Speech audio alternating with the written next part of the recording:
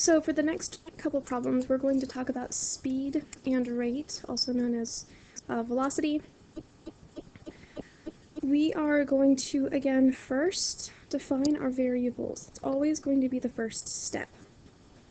As you read this problem, look for the question that's being asked of us.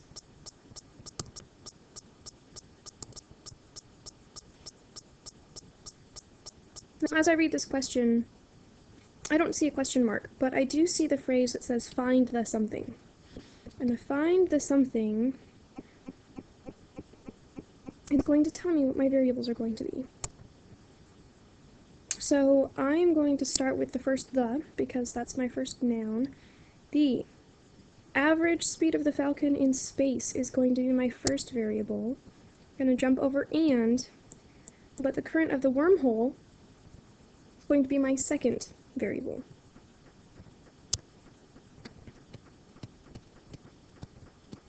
Now, defining the variables is really the most important step. All of the rest of the problem-solving process relies on how well you've defined your variables. So we don't want to take shortcuts when we're doing this. I'm going to define my first variable. I like f for Falcon. That's going to be the speed of the Falcon in space. Now the units here are kind of weird because we are in sci-fi world, and so the units that we're going to have are light years per hour. Now don't talk to physicists or anything about this problem because they'll yell at you saying we're breaking physics, but you know, it's Star Wars, we're allowed to do that. The other variable I'm going to have, I want to call it either current or wormhole. I like W for wormhole. So this is the current of the wormhole. Again, this is going to be in light years per hour. And our variables are done. But now, in order to come up with our equation, we need to know something about the information we were given.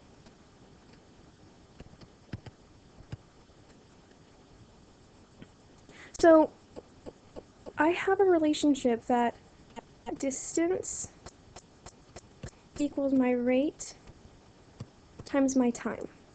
This is just how we find pieces of information about rate, time, or distance, is we can relate the three quantities this way. And so I'm going to use this relationship to determine my there equation and my back equation. So on the way there, I travel, what color have I not used? I haven't used purple yet. I travel 18 light years down a wormhole in 1 hour. And then my return trip against the current, I'll use green. So that's my return trip, takes 1.5 hours. So my distance in both cases is going to be 18. So 18 equals, on the way there, the rate is what I don't know,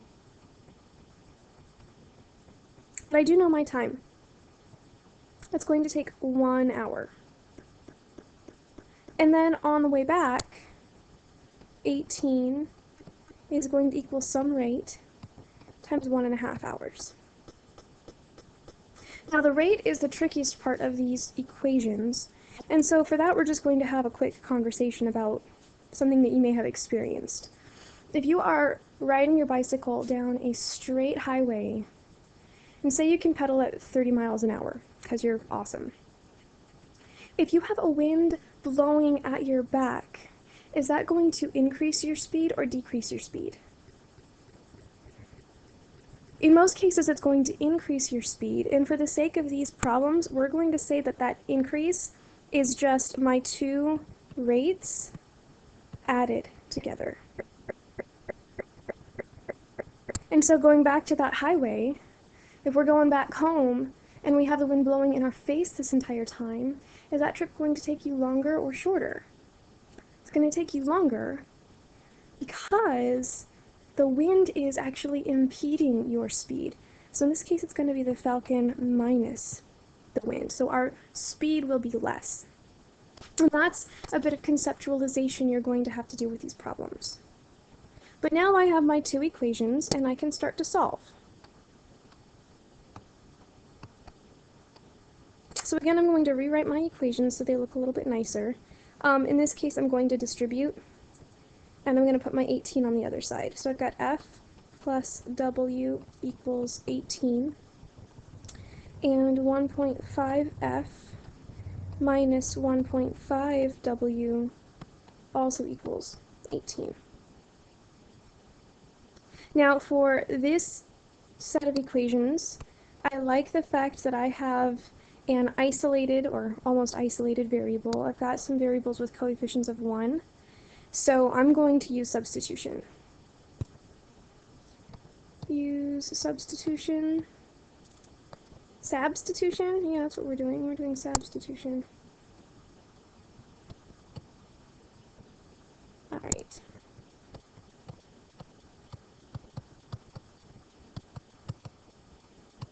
It's easy to isolate a variable. And it doesn't matter which one you want to isolate. You can isolate w or f. I am going to isolate w. Don't mind me and all of the random things I have popping up on this video. I apologize.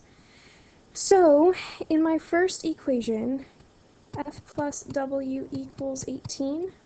When I isolate w, I get w equals 18 minus f. Somehow my f turned into a 4. There we go. That's a little bit better. And now I'm going to plug w into the other equation.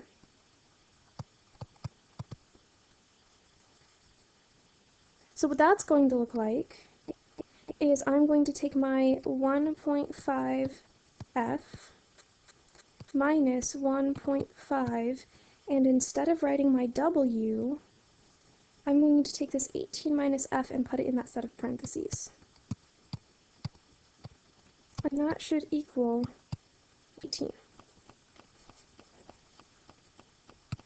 Now I'm going to solve.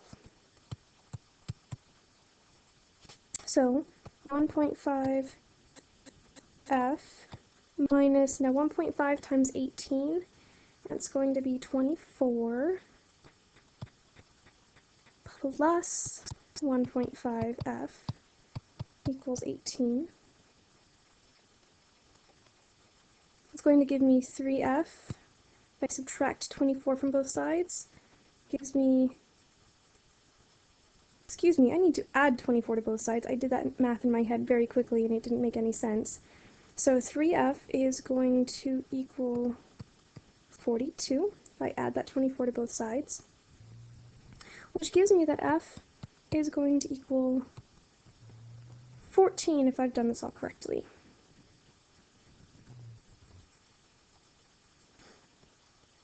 So now,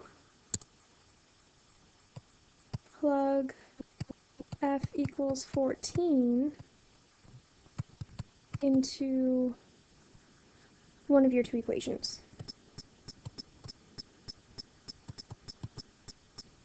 To get w. Now, I like the first equation, so I'm going to plug it back in there.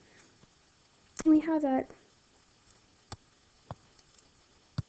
14 plus w equals 18, so w has to equal 4. Now let's check. 1.5 times 14 plus minus minus 1.5 times 4 should equal 18. 1.5 times 14 is going to be 21. 1.5 times 4 is too big. would you looky there? I did something goofy and I'm not exactly certain what I did. You're probably seeing it. You can probably see it right now. So this 1.5 times 4 would be 6, and that does not equal 18. So I need to go back and find out what I did wrong mathematically. And I bet it was here when I started doing things really, really fast. So what I'm going to do is I'm going to pause the video, I'm going to fix my error, and I will come back and show you what I have done. So first I've got to pause. So I found my error. When I did 1.5 times 18, I called that 24. That should actually be, so what I'm doing in my head is just a little bit of fraction manipulation. Half of 18 is 9. I need to add that back to 18, and somehow I added a 6 instead. So this number right here needs to be a 27. So how do I want to fix this? I think I just want to cross this off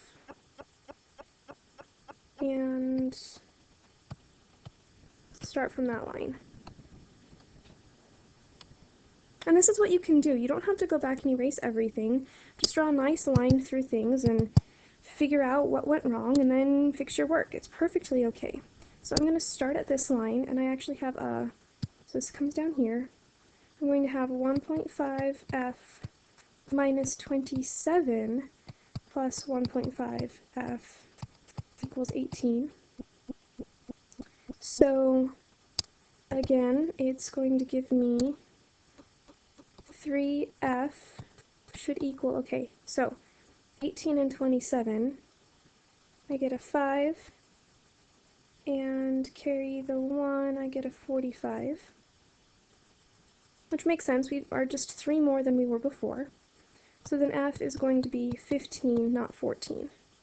So if f is 15, we're going to check 1.5, oops, not check yet. We first have to find the other guy. So we're going to solve for w.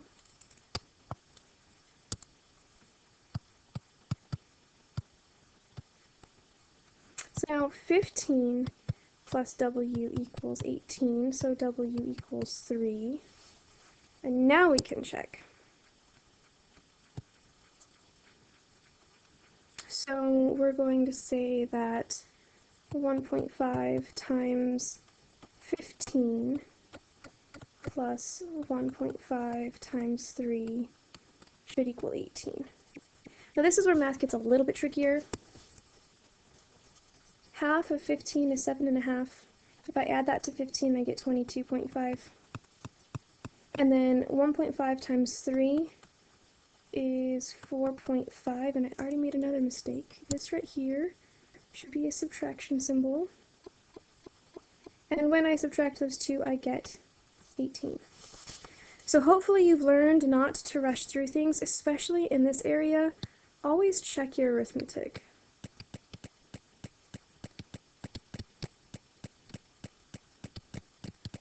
Because it's the easiest way to go wrong on a problem like this. We have the correct idea, we know the things that we need to do. I just very quickly distributed here in my head and I did it wrong. So let me see what time we're at. And we might do another problem on this slide. We're at 13 minutes. I think that's sufficient. I think I will go on ahead and get the other rate and time problem on a different video. So have fun playing around with the ones you have in your homework, and I will catch you in the next video.